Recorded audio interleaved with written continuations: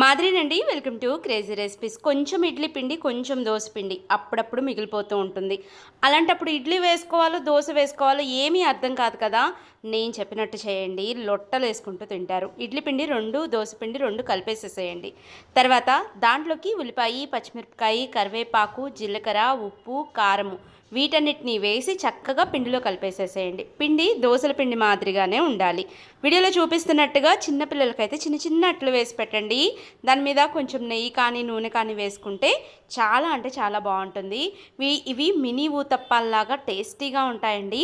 ఒకవైపు కాలిన తర్వాత వీటిని రెండో వైపుకు కూడా తిప్పి రెండో వైపు కూడా మంచిగా కాలేలాగా చూసుకోవాలి. అన్నట్టు ఇంతవరకు కనుక నా వీడియోస్ని సబ్స్క్రైబ్ చేయకపోయినా, ఫాలో అవ్వకపోయినా కానీ ఛానల్ని సబ్స్క్రైబ్ చేసుకోండి, ఫాలో అవ్వండి. మీకోసం నేను మంచి మంచి కంటెంట్స్ చేస్తాను.